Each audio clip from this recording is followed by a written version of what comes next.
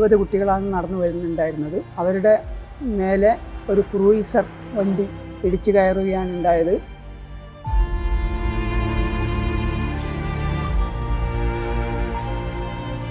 ഡിസംബറിലാണ് ശരിക്കും ഈ സംഭവം നടന്നിട്ടുള്ളത്. ഡിസംബറിന് ശേഷം ആ ഒരു സ്കൂൾ പൂട്ടുന്നവരെയുള്ള മാർച്ച് എല്ലാം ഒരു യാന്ത്രികമായിട്ടുള്ള ഒരു ജീവിതമായിരുന്നു അന്നത്തെ ഇത്.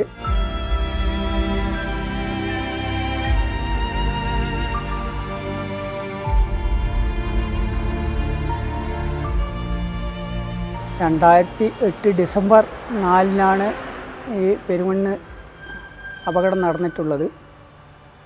പെരുമണ്ണ് നാരായണവിലാസം സ്കൂളിൽ നിന്ന് വൈകുന്നേരം സ്കൂൾ വിട്ട് റോഡിൻ്റെ വലതുവശത്തു കൂടി വരിയായിട്ട് നടന്നു വരുന്ന കുട്ടികളുടെ 20 കുട്ടികളാണ് നടന്നു വരുന്നുണ്ടായിരുന്നത്.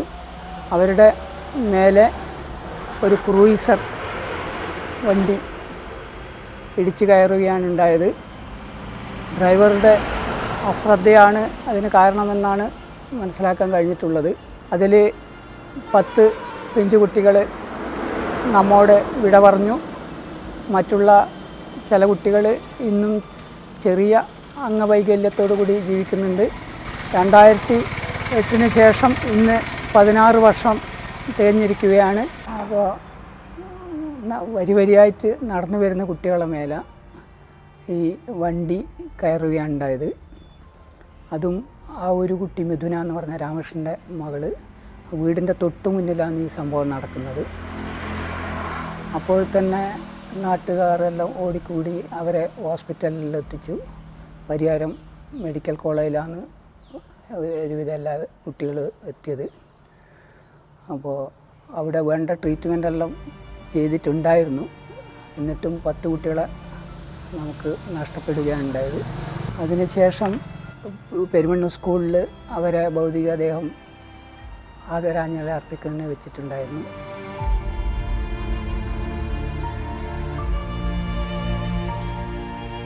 അന്നത്തെ അനുഭവം എന്ന് പറഞ്ഞു കഴിഞ്ഞാൽ ആ ഒരു 2-3 മാസം തന്നെ, 3 മാസം എന്നല്ല, ഡിസംബറിലാണ് ശരിക്കും ഈ സംഭവം നടന്നിട്ടുള്ളത്.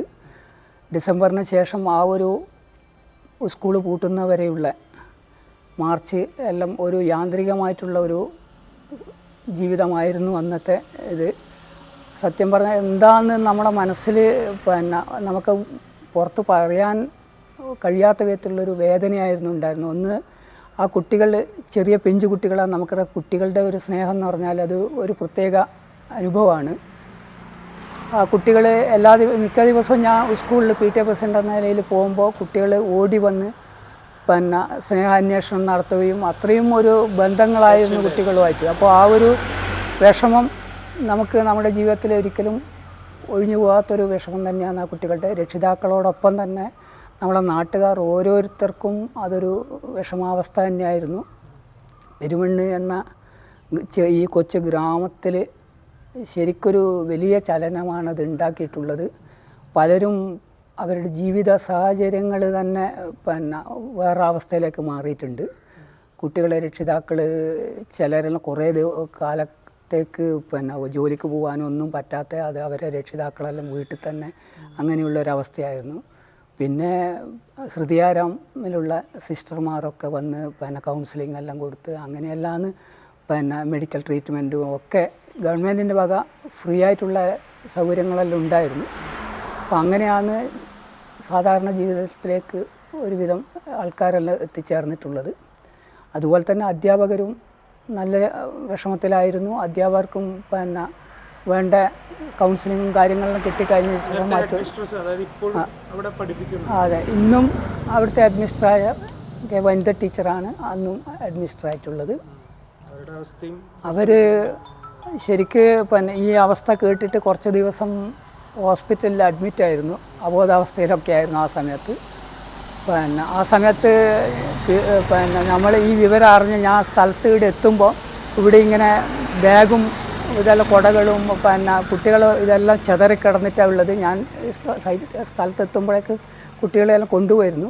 എന്നിരുന്നാലും AKG ഹോസ്പിറ്റലിലെല്ലാം പൊതുജനങ്ങളിങ്ങനെ തടിച്ചു കൂടിയിട്ട് അപ്പോൾ നമുക്ക് അങ്ങ് കടക്കാൻ പറ്റാത്ത അവസ്ഥയായിരുന്നു.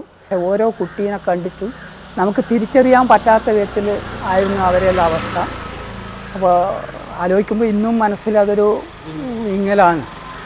അതുപോലെ തന്നെ പരിയാരം മെഡിക്കൽ കോളേജിലും അന്നത്തെ കോളേജിൻ്റെ പിന്നെ ഡോക്ടർമാരും അവിടുത്തെ സ്റ്റാഫും ഒക്കെ നല്ല രീതിയിൽ ഈ കുട്ടികൾക്ക് വേണ്ടിയിട്ട് ചെയ്യാൻ പറ്റുന്ന കാര്യങ്ങളെല്ലാം ചെയ്തിട്ടുണ്ട്. അതുകൊണ്ട് തന്നെ പിന്നെ 2-3 കുട്ടികൾ കുറേ പിന്നെ വർഷങ്ങൾക്ക് ശേഷമാണ് ശരിക്കും അവരൊരു സാധാരണ ജീവിതത്തിലേക്ക് വന്നിട്ടുള്ളത്. 21 കുട്ടികളാണ് അപകടത്തിൽ. 11 ആൾ ജീവിതത്തിൽ 10 പേരാണ് മരണത്തിൽ പോയിട്ട്. ബാക്കിയുള്ളവരിൽ പിന്നെ 2-3 ആൾ പിന്നെ ട്രീറ്റ്മെൻറ്റിൽ ഉണ്ടായിരുന്നു. അതിലേറ്റവും കൂടുതൽ അപകടം പറ്റിയത് നമ്മളെ പിന്നെ മുരളി മാഷ് മകളുടെ ഒരു പൂജാലക്ഷ്മി, ആ കുട്ടിയാണ്. ആ കുട്ടിയും സാധാരണ ജീവിതത്തിലേക്ക് വന്നു. ഇപ്പോൾ ഡിഗ്രി കഴിഞ്ഞിട്ട് പിന്നെ B.Ed ചെയ്യുന്നുണ്ട്. അതുപോലെ തന്നെ സുദേഷ്ണ എന്ന് പറഞ്ഞിട്ട് വേറൊരു കുട്ടി, ആ കുട്ടിക്കും കുട്ടിക്ക് മുഖത്ത് ചെറിയൊരു കാഴ്ച കണ്ണിൻ്റെ ഇതെല്ലാം അസൗകര്യങ്ങളെല്ലാം ഉണ്ട്.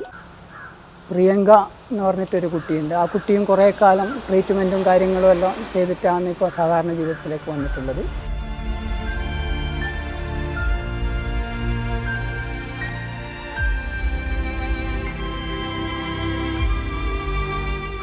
നിലവിൽ ഡ്രൈവർ എന്ന് പറഞ്ഞാൽ ഡ്രൈവർക്ക് ലൈസൻസ് പോലും ഇല്ല എന്നാണ് അറിയാൻ കഴിഞ്ഞത്.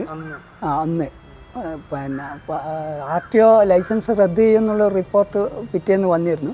പക്ഷെ പിന്നെ അറിയാൻ കഴിഞ്ഞത് ഒരു പ്രോപ്പർ ലൈസൻസ് പോലും ഇല്ലാത്തൊരു ഡ്രൈവറാണ്. അപ്പോൾ ആ ഡ്രൈവർ അശ്രദ്ധ എന്താണെന്നറിയില്ല. നമുക്കറിയാം സ്റ്റേറ്റ് ഹൈവേ നല്ല വിശാലമായിട്ടുള്ള ഹൈവേ ആണ്. അപ്പോൾ വണ്ടി പോകേണ്ടതിൻ്റെ നേരെ എതിർഭാഗത്ത് കൂടിയാണ് പോയിട്ട് തട്ടിയിട്ടുള്ളത്. കുട്ടിക്ക് ഉറങ്ങിപ്പോയതാണെന്നാണ് പറയുന്നത്. പക്ഷേ അതിൻ്റെ വേറൊരു റിപ്പോർട്ടെന്ന് വെച്ചാൽ തൊട്ടടുത്ത കടയിൽ നിർത്തി സിഗരറ്റൊക്കെ വാങ്ങി വലിച്ച് മെല്ലെ കയറി വന്നിട്ടാണ് ഈ വണ്ടി എടുത്ത് വരുന്നതെന്ന് പറയുന്നത്. അങ്ങനെയുള്ള ഒരാൾ പെട്ടെന്ന് ഉറങ്ങി പോകാമെന്ന് പറഞ്ഞാൽ എന്താണെന്നറിയില്ല. നമുക്ക് പ്രത്യേകിച്ച് നമുക്ക് ഇപ്പോൾ ഒരാളെ ഇത് മനസ്സിലാക്കാൻ പറ്റില്ല. അപ്പോൾ കേസിൽ മനഃപൂർവ്വമല്ലാത്ത നരഹത്യ എന്നുള്ള രീതിയിലാണ് കേസ് ചാർജ് ചെയ്തിട്ടുണ്ടായിരുന്നത്. ആ രീതിയിൽ തന്നെ അദ്ദേഹത്തെ കോടതി ശിക്ഷിച്ചിട്ടുണ്ട്. ജയിലിലാണെന്ന് പറഞ്ഞത് ഇപ്പോൾ കഴിഞ്ഞ ദിവസം അറിയാൻ കഴിഞ്ഞത് ജയിലിൽ നിന്ന് പുറത്തേക്ക് വന്നിട്ടുണ്ട് എന്നുള്ളതാണ്. എന്തായാലും കുഞ്ഞുങ്ങളുടെ ഒരു മരണം നമ്മളെല്ലാവരെയും ഈ ജീവിതത്തിൽ എപ്പോഴും വേദനിപ്പിക്കുന്ന ഒരു കാര്യമാണ്. അതുപോലെ തന്നെ വാഹനങ്ങൾ ഓടിക്കുന്ന ഡ്രൈവർമാർ അപകടങ്ങൾ ഇല്ലാതിരിക്കാൻ നമ്മുടെ റോഡിൽ നമുക്കറിയാം അശ്രദ്ധമായിട്ടുള്ള ഡ്രൈവിംഗ് ആണ് ഏറ്റവും കൂടുതലുള്ളത്. അതിന് വേണ്ട ഇപ്പോൾ കഴിഞ്ഞ ദിവസം 5 മെഡിക്കൽ വിദ്യാർത്ഥികളാണ് മരിച്ചിട്ടുള്ളത്. അതുപോലെ ഒരുപാട് അപകടങ്ങൾ നമുക്കറിയാം. അപ്പോൾ അതുകൊണ്ട് തന്നെ ബന്ധപ്പെട്ട അധികാരികൾ ഈ ഡ്രൈവിങ് അതെ ഏത് അപകടം വന്നു കഴിഞ്ഞാലും നമുക്ക് പെരുമണ്ണിനെ സംബന്ധിച്ചിടത്തോളം പെരുമണ്ണിലെ കുട്ടികളുടെ മുഖം ഒരിക്കലും മറക്കാൻ പറ്റില്ല. ആ അന്നത്തെ സാഹചര്യം നമുക്ക് മറക്കാൻ പറ്റില്ല. നമ്മളെ മാനസികാവസ്ഥ അന്നത്തെ ആ അവസ്ഥയാണ് നമ്മൾ മറ്റുള്ള അപകടങ്ങൾ കേൾക്കുമ്പോൾ നമുക്ക് മറ്റുള്ളവരെ ആ കുടുംബത്തിനെയും ആ നാട്ടുകാരെയും പറ്റി ആലോചിക്കുമ്പോൾ നമുക്ക് മനസ്സിൽ വരുന്നത്. ഡ്രൈവിങ് അല്ലെങ്കിൽ റോഡ് സുരക്ഷ ഒരു പാഠഭാഗം തന്നെ ആക്കിയിട്ട് ചെറിയ കുട്ടികൾ മുതൽ അത് മനസ്സിലുണ്ടാക്കി കൊടുക്കേണ്ട ഒരു കാര്യം ചെയ്യണം എന്നുള്ളതാണ് പറയാനുള്ളത്. നമുക്കറിയാം ഡ്രൈവിംഗ് ലൈസൻസ് എടുത്തിട്ട് മാത്രം വണ്ടി ഓടിക്കാൻ കഴിയില്ല. അതിനെപ്പറ്റി കൂടുതൽ അപബോധം സൃഷ്ടിക്കുന്ന രീതിയിലുള്ള കാര്യങ്ങൾ ചെയ്യണം എന്നുള്ളതാണ് ബന്ധപ്പെട്ട അധികാരികളോട് പറയാനുള്ളത്.